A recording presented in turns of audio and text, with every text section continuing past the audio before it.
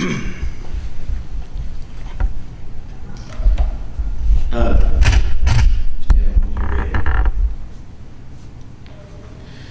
a pleasure to welcome the young professionals of East Kentucky group to the Pike County Courthouse this afternoon. My name is T.J. YPEK, Assistant to Judge Executive Wayne T. Rutherford.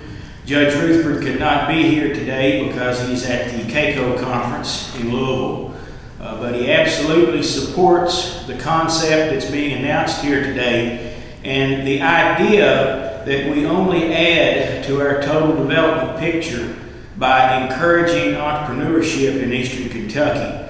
Entrepreneurship is a locally grown component of our overall economic development picture that encourages us to develop from within, from our own people, instead of looking for somebody to come in and save us. As was the case for many years, we just kind of had a field of dreams mentality that we could open up a bunch of industrial parks and people would come in and fill them. Certainly that's not been the case, and we are much more aware now that we have to have a total development picture, and fostering entrepreneurs is a big part of that. So we're excited about this announcement here today. Glad to do anything to help my friend Jonathan Gay and MSU's innovation project and all the great work they do. So welcome, and we strongly support what's being announced here today. Thank you.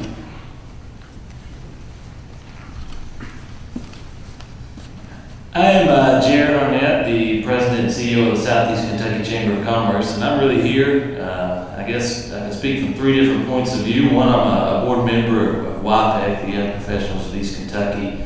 We're excited about this program. As I said, I'm also with the Chamber.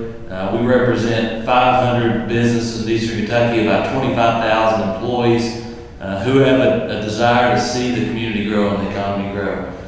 A lot of those are entrepreneurs, and we have a great passion for that, and building this climate, just to have the dialogue talking about entrepreneurship and that it's a feasible option for students and young professionals to start their own business.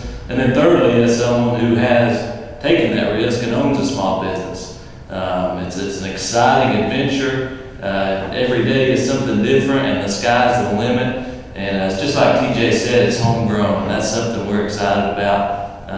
As many dollars as we can keep in our own community, the better off we are. So this is an exciting thing, a partnership between YPEK and Moorhead and all these different groups getting together, and we're just glad to be here to help celebrate.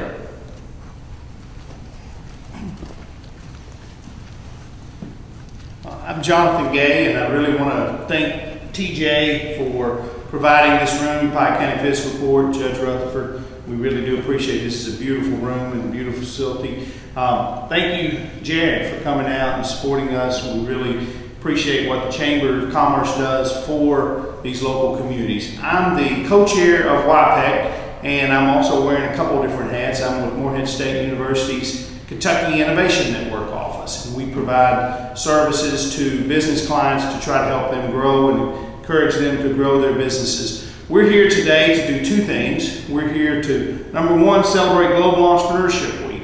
Across the globe, entrepreneurs are being recognized for their hard work throughout their communities, and we're here to be a part of that today as well. On Monday, we took part in Issues and Answers on WYMT. We talked a little bit about what YPEK and the Kentucky Innovation Network and so many others are doing to try to support entrepreneurship. And today we're here to announce both the fact that we're supporting local entrepreneurs, to give some of our local entrepreneurs, particularly the young ones, an opportunity to come up if they want and say a couple of words, or if they're too shy for that, then we understand.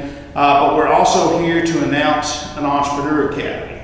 So let me start off by recognizing some entrepreneurs that I work with. Some entrepreneurs over the years that we've worked with, younger entrepreneurs. We've worked with a company called Acertech in Mount Sterling, in both Moorhead and West Liberty, Kentucky. They design drives that ultimately go on oil rigs out in the Gulf of Mexico and up and down the coast of South America.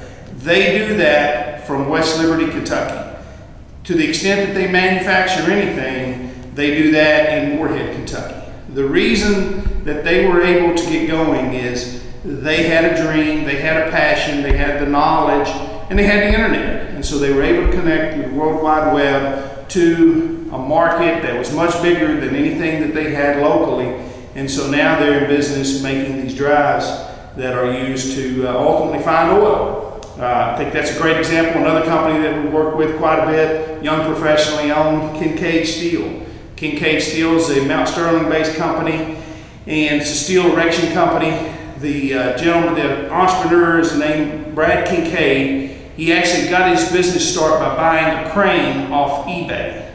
So this is a guy who bought a crane and a boom truck off eBay and bootstrapped his business one step at a time to the point where he was providing steel erection services all around the region and beyond. He does quite a bit of contracting work for Codell and different people, and he also does his own steel fabrication. So he wasn't content with just erecting the steel, just hanging that steel and taking that level of risk. He decided, I want to do something more, and so I want to actually go out and fabricate the steel in my own fabrication unit. So he put together a fabrication unit. Those are two terrific examples. One more, and I could go on and on, but one third example. We have a young entrepreneur here in this region by the name of Devin Hilton. And we just recognized Devin Hilton a couple weeks ago at our Young Professionals of Eastern Kentucky Awards Dinner.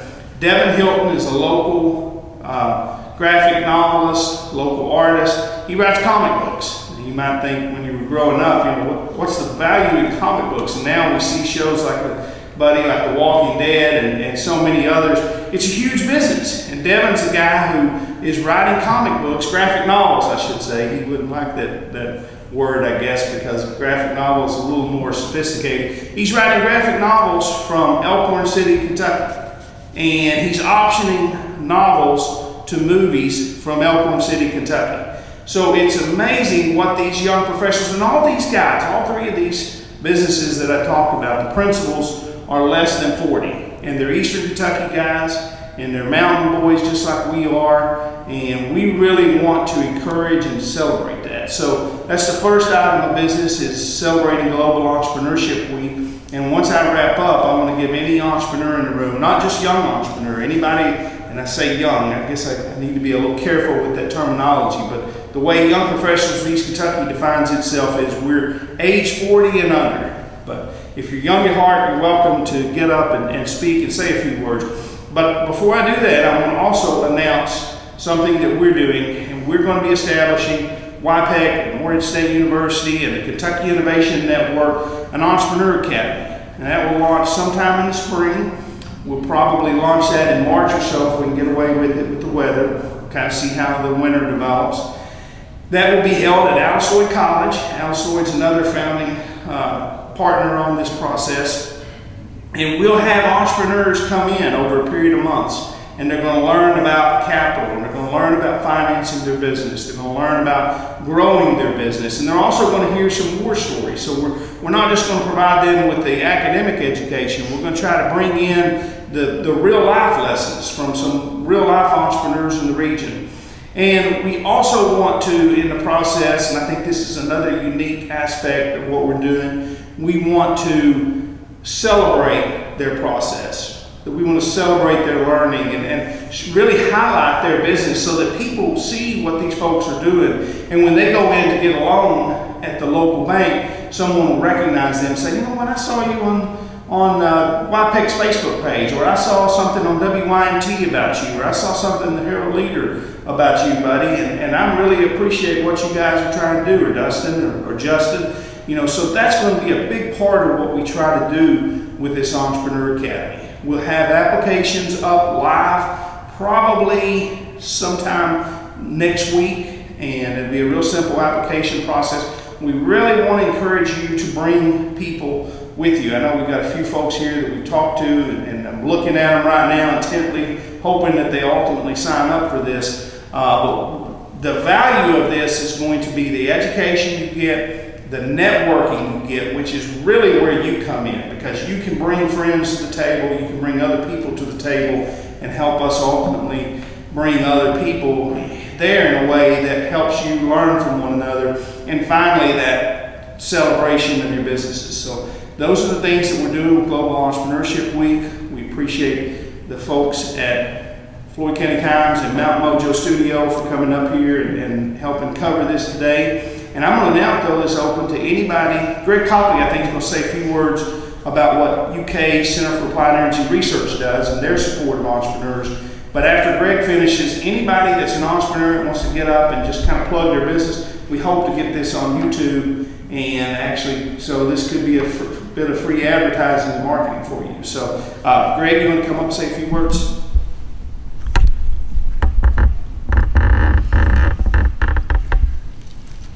Thanks, John. I'm Greg Copley. I'm with the Center for Applied Energy Research in the UK. I basically represent all of Eastern Kentucky doing economic development activities as well as outreach and technical assistance on energy projects across Eastern Kentucky and westward. We certainly support the idea of innovation within entrepreneurship in the energy field, because we know that our current energy fuels are being attacked, and we're looking for ways to keep that fuel viable in the economic development arena. May not be able to use it as we currently use it, but there should be opportunities for it to come into effect in other ways.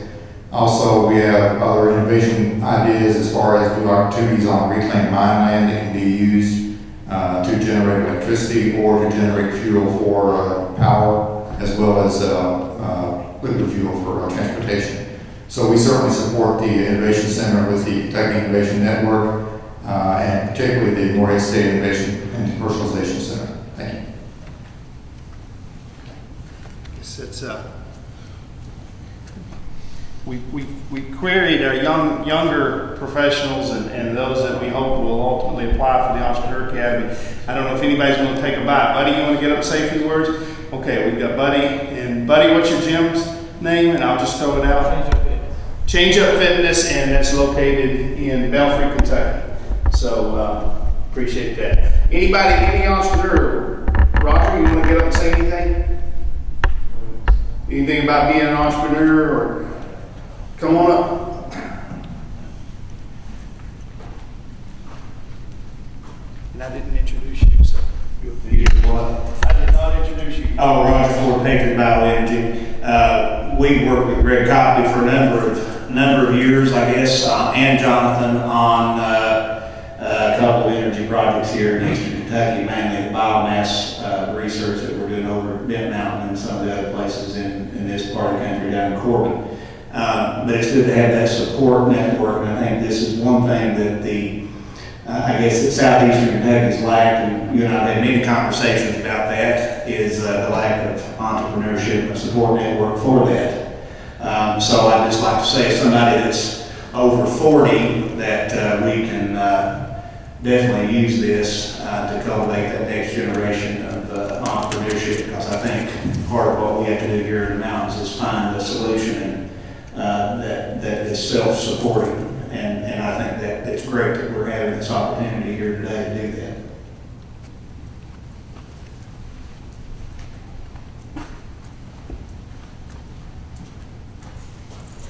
We also have Reed Potter here today. I know he's wearing a couple different hats, and he's with the Board of Regents at YPEK. Reed, you want to say anything? Reed Potter.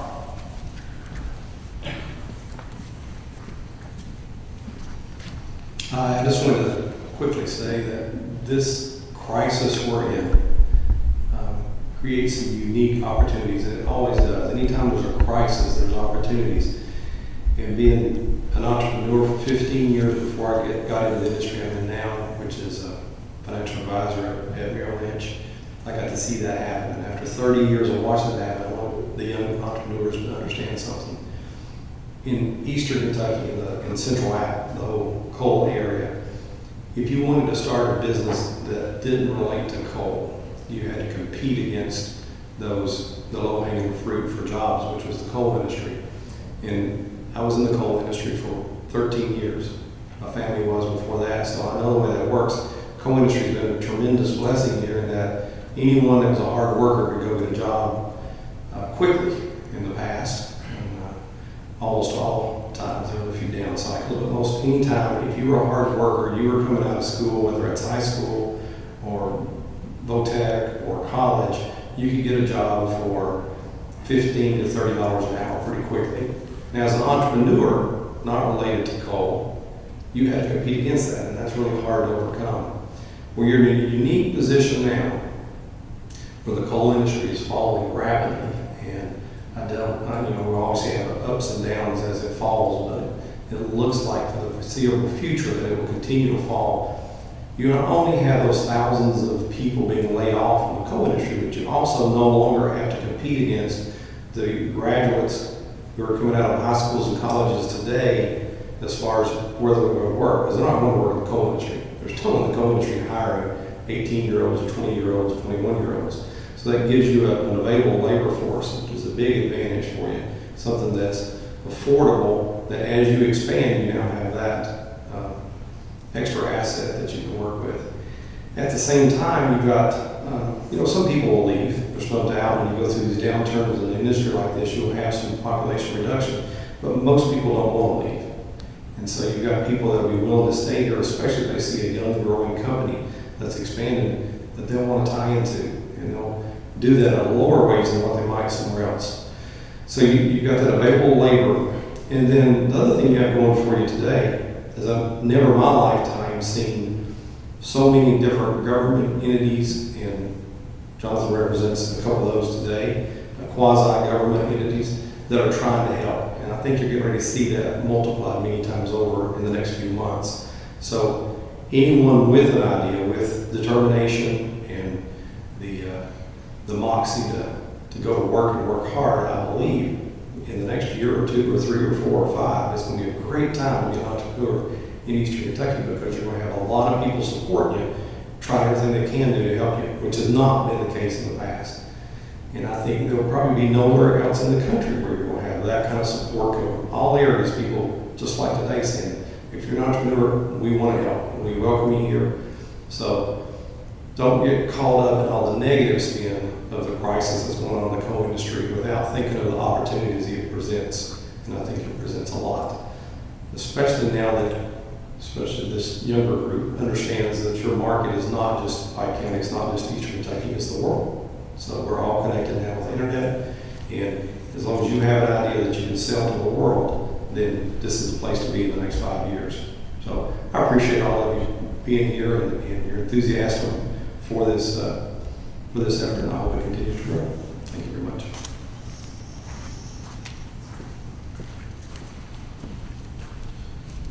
Thank you, Reed. We'll go ahead and wrap up. Again, that application will be live, and we'll be contacting you and trying to get you involved in our Entrepreneur Academy, those of you that are here in this room that we've already talked to. And if you know anyone out there that could be a fit for this, please let us know. I'm going to close with this final word, kind of building on what Reed talked about.